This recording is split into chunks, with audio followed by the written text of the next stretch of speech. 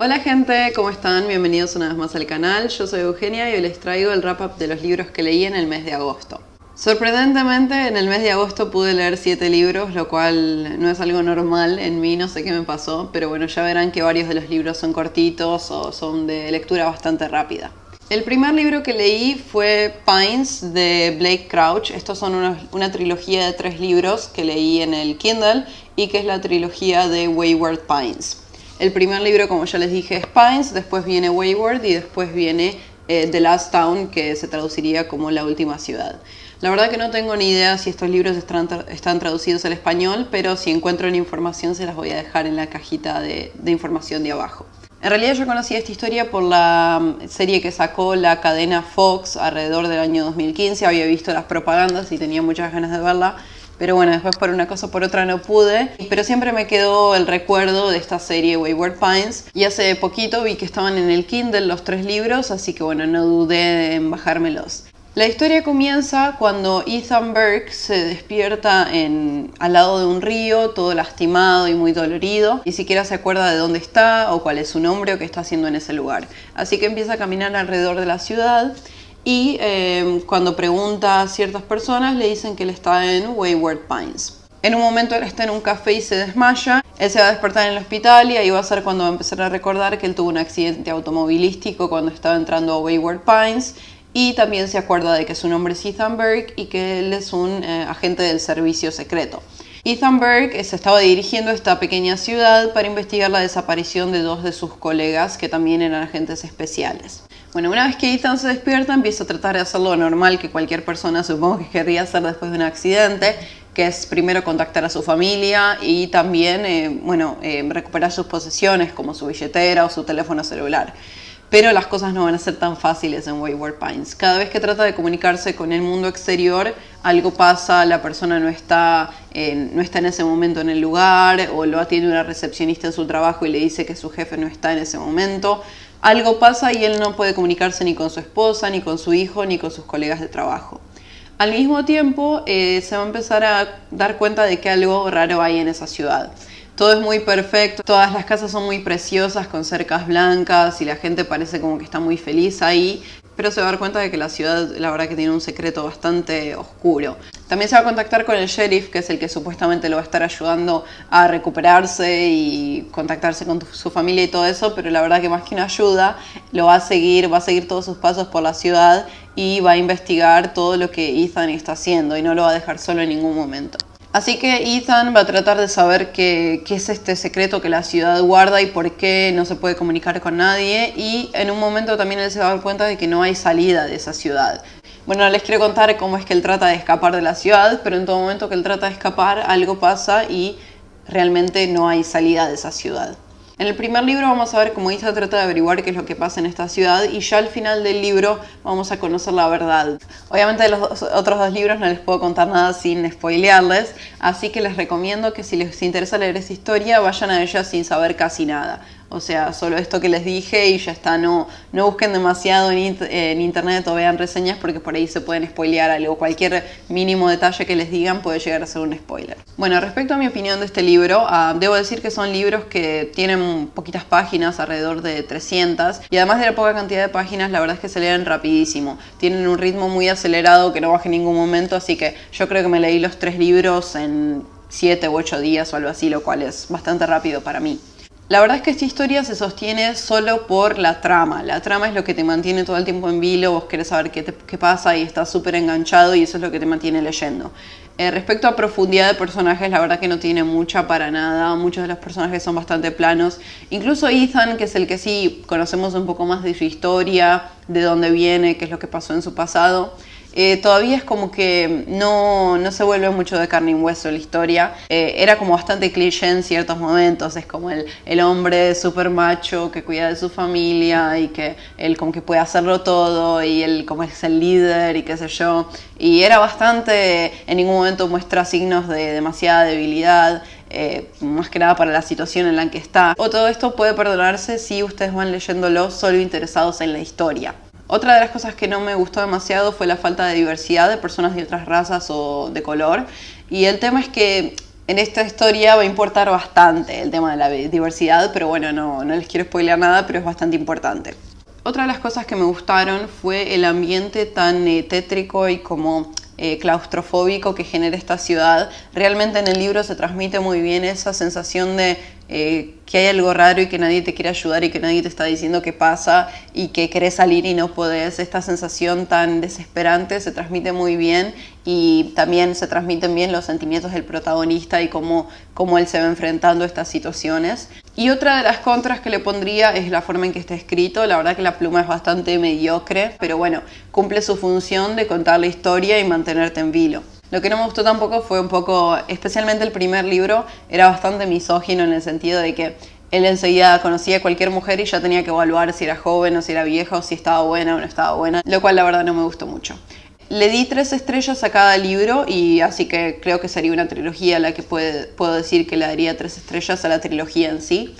Y se las recomiendo si ustedes están interesados en un libro que se lee rapidísimo y que quieren saber solamente qué pasa en la historia y no quieren tanto personajes desarrollados o otras tramas más complejas. Creo que es un libro perfecto si lo quieren leer en el verano, por ahí cuando están en la playa o en la pileta y quieren algo relajado, que no requiera demasiado análisis. Por último les quería comentar brevemente de la serie. Después de que leí los libros me vi la serie que tiene solamente 10 capítulos y creo que fue o producida o dirigida por M. Night Shyamalan, que bueno, es muy conocido por varias películas bastante creepy. Del capítulo 1 al 5 la serie me estaba encantando, era muy parecida al libro y la caracterización de los personajes era incluso mejor que en el libro y la ciudad era bastante creepy, todo estaba muy bien hecho. Y a partir del capítulo 5, que es cuando Ethan se da cuenta de cuál es la verdad de por qué esta ciudad es tan extraña, la serie empieza a irse por otro camino. Después investigando me enteré de que parece que la serie empezó cuando el libro número 1 salió, entonces después se fue haciendo a medida que los libros iban saliendo. Los últimos 5 capítulos no es que no me gustaron, pero cambiaron bastantes cosas que a mí en el libro sí me habían gustado. Y lo que cambiaron, que más me decepcionó, fue el final, porque el final del libro es genial. Estas historias por lo general creo que es bastante difícil darles un final. Es como que el desarrollo te mantiene todo el tiempo enganchado y después al final decae un poco, pero el final fue genial en el libro. Pero en la serie le cambiaron completamente el final y la verdad que no me gustó. Creo que es un buen combo leer primero los libros y después mirar la serie, así que se los recomiendo, como ya dije, si quieren leer algo de ritmo muy acelerado y que los mantenga enganchados, pero que no tenga demasiada profundidad. El cuarto libro que leí este mes fue Assassin's Quest o La búsqueda del asesino de Robin Hood. Este es el tercer libro de la trilogía del Batídico o trilogía del asesino. No les quiero comentar mucho porque ya tengo un video reseñando toda la trilogía, así que les voy a dejar el link por algún lado acá abajo en la cajita de descripción. Pero bueno, obviamente no les puedo contar de qué trata porque ya es la tercera parte, pero le di 3 estrellas y si quieren saber más de mi opinión pueden ver el video. El quinto libro que leí este mes fue un libro que me fue enviado por el autor y es Ascensión Blanco de J.Y. Safira F. Es un autor chileno y esta es una distopía medio futurista y de ciencia ficción. Tampoco les quiero hablar mucho de ella porque va a haber una reseña dedicada solamente a este libro. Probablemente la suba la semana que viene al canal, así que no les quiero contar demasiado, pero es un libro que me gustó y le di 3,5 estrellas. El sexto libro que leí este mes fue The Morning They Came For Us, Dispatches from Syria, de Janine Di Giovanni. Este libro creo que todavía no está traducido al español, pero bueno, igual si encuentro alguna información adicional se las voy a dejar por abajo. La autora es una periodista que siempre trabaja en zonas de conflicto y desde alrededor del 2012 ya ha estado trabajando en el conflicto de Siria. Ella anteriormente había estado en Bosnia, en Egipto, en Libia y en muchas otras zonas de conflicto y donde ha habido conflicto armado. Este libro nos va a contar la historia de cómo empezó el conflicto en Siria alrededor del año 2012, que era un conflicto que en realidad llevaba gestándose hacía varios años, ya que una parte del pueblo sirio se comenzó a rebelar contra el presidente porque lo consideraban un dictador, ya que él estaba hacía más de 40 años en el poder y nunca había llamado a elecciones, y había prácticamente heredado la presidencia de su padre. También es un libro que podría leerse bastante rápido, ya que está dividido en capítulos bastante cortos y que son los despachos que ella va mandando desde cada una de las ciudades que visitó en Siria. Pero el tema es que es un libro bastante duro de leer, así que yo me leía uno por día y la verdad que no quería leer más, lo dejaba de lado y me iba a leer otro libro porque es bastante duro y creo que no es que se pueda leer de un tirón. Ella claramente nos dice desde un principio de qué lado está en cierta forma. Apoya esta rebelión en contra del presidente porque ella también lo considera un dictador y considera que han cometido muchas atrocidades en el nombre de mantener el poder. Eso creo que es muy valiente, ya que en el periodismo por lo general hay muchos periodistas que tratan de convencernos de que son objetivos o de que no tienen una opinión y de que nos están contando la verdad. Obviamente eso no es posible ser objetivo en ningún asunto, así que creo que es muy valiente por parte de ella de decirnos tan directamente que sí, que ella es subjetiva y que nos está contando esta historia desde su posición y de lo que ella piensa. Obviamente que sí, sabiendo lo que ella piensa va a tratar de convencernos o de darnos argumentos de por qué piensa de esa forma. En ningún momento nos dice que nos está contando la verdad, sino que nos dice que nos está contando su visión de la verdad y lo que ella ha escuchado de ciertos testigos y ciertas personas que están en esa zona de conflicto. Es un libro muy crudo y directo, no se anda con tapujos, nos cuenta de desapariciones, de torturas, de secuestros, de matanzas, de bombas, de todo lo que está pasando en Siria. No se queda con nada en el tintero, así que por eso digo que es bastante duro de leer. Tiene poquitas páginas, no es tan extenso, así que no creo que sea el mejor libro por ahí si uno quiere ser súper experto en el conflicto de Siria. Pero lo que creo que es muy valioso es que te hace empatizar mucho con la gente que está ahí viviendo en un país que está en guerra y te hace entender como cosas del día a día que uno no se imaginaría que cambian tanto cuando un país está en guerra y te hace entender cómo esta gente vive su vida cotidiana. Hay un par de párrafos que me encantan. Está hablando de Alepo, de todo lo que está pasando en Alepo, y ella dice que si vos vivís ahí, prácticamente pasas el día encerrado en tu casa. Si querés leer, probablemente no tengas electricidad para leer o no tengas ningún libro a mano porque tuviste que huir de tu casa. No hay televisión, obviamente, no hay nada para hacer, no hay ni siquiera comida para comer. Si vos querés ir a visitar a tus amigos, no podés porque te arriesgas a que una bomba se te caiga en el momento en que salís a la calle. Probablemente tus amigos ya se hayan exiliado del país y si no se exiliaron, probablemente estén muertos o detenidos. Creo que explica muy bien este tema de cómo la guerra no solo te afecta en el sentido de que hay gente que muere y hay torturas y cosas horribles que pasan, sino que también afecta estas pequeñas cosas del día a día que uno está tan acostumbrado de que están garantizadas y que de repente cambian 360 grados. Es un libro que recomiendo, pero si no tienen ni idea de lo que está pasando en Siria o de quién es el presidente, quiénes son las personas que están envueltas, quiénes son de la rebelión y todo eso, no les recomiendo que empiecen por porque da muchas cosas por sentadas. No es que todo el tiempo te esté explicando quién es quién está, lo que pasó en esta fecha. Es como que da por sentado que vos ya tenés cierta información. Entonces no se los recomendaría si recién empiezan a investigar sobre este tema.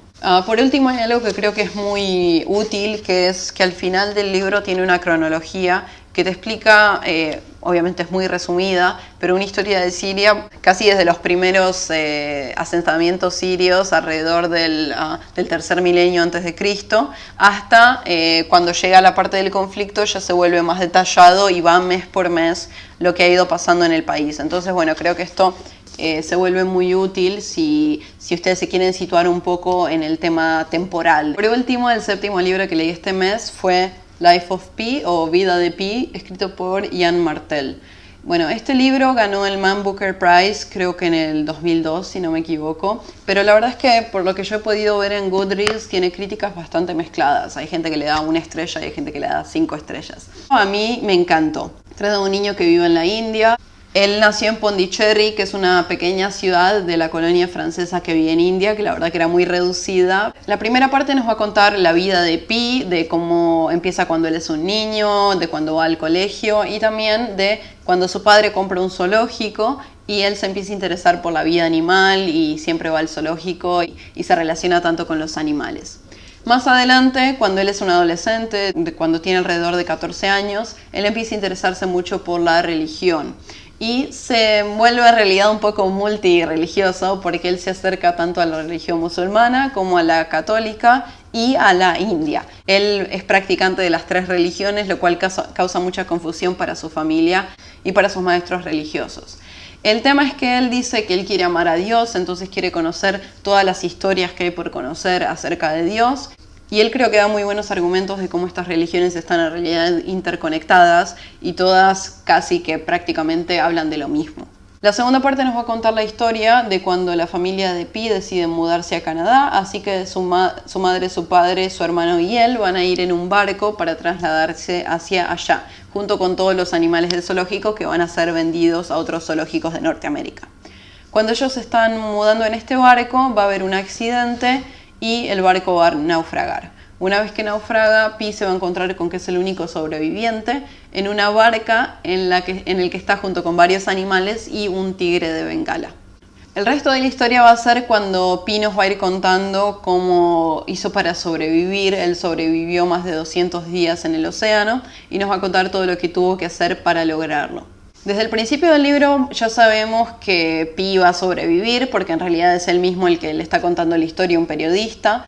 Pero creo que no es el objetivo de la historia mantenerte enganchado y saber si él sobrevivió o no. Eso no es lo importante en realidad, así que no es tan relevante que ya sepamos qué le va a pasar. Yo le di 5 estrellas y lo que más me gustó fue que trata con muchas metáforas y muchas cosas así medio escondidas entre la historia. Trata de darte muchos mensajes que no sé, me parecieron muy interesantes y la verdad que me dejaron pensando. No les quiero decir qué son, porque en realidad muchos de los mensajes los descubrís ya hacia el final. Es como que todo se vuelve más redondo y te das cuenta de qué cosas el autor te estaba tratando de decir durante toda la historia y todas las metáforas que estaba usando. Pero creo que es muy interesante. Sé que hay gente que le molesta que este libro habla como demasiado de la religión, pero yo creo que no era muy cansador o como muy repetitivo. A mí para nada me gustan los libros que tratan de adoctrinarte y como, bueno, tipo, anda a la iglesia o convertite, o a mí para nada, no estoy a favor de eso, pero creo que este libro trata de decirnos otra cosa acerca de la religión. Y eso me parece muy interesante y creo que es un tema que tiene mucha tela para debatir. No es un libro así tipo como, bueno, en mi opinión, por ejemplo, El alquimista de Paulo Coelho, que trata de ser profundo y en realidad, bueno, no sé, es como muy obvio de lo que nos está contando y las metáforas que está usando. Este libro es mucho más sutil y mucho más entretenido y al final es como que te das cuenta que sí, que lo que te estuvo contando y todo lo que significaba, que en cierta forma es verdadero. También toca un tema que creo que es muy importante, que es como la realidad es una construcción de lo que nosotros vemos y de nuestros sentidos y de cómo lo percibimos y de cómo decidimos contarlo versus una realidad que es la pura verdad y que no puede modificarse. Así que eso también me gustó mucho y es un tema que siempre me ha interesado. Es un libro que yo entiendo que no es para todo el mundo y que hay gente a la que le puede resultar un poco aburrido o lento, que por ahí toca demasiados temas de la religión y de espiritualidad. Pero si no les da miedo adentrarse por ese lado, lo recomiendo muchísimo. Además de que para mí, como ya les digo, no trata tanto de la religión, sino más de este tema de la percepción de la realidad y de cómo vemos la verdad. Bueno, así que esos fueron los 7 libros que leí este mes. Me encantaría que me dejen en los comentarios qué leyeron ustedes o si ya leyeron algunos de estos libros. Siempre me encanta leer sus comentarios e interactuar con ustedes, así que quedan más que bienvenidos. Pueden suscribirse al canal si les ha gustado el video y nos vemos en la próxima.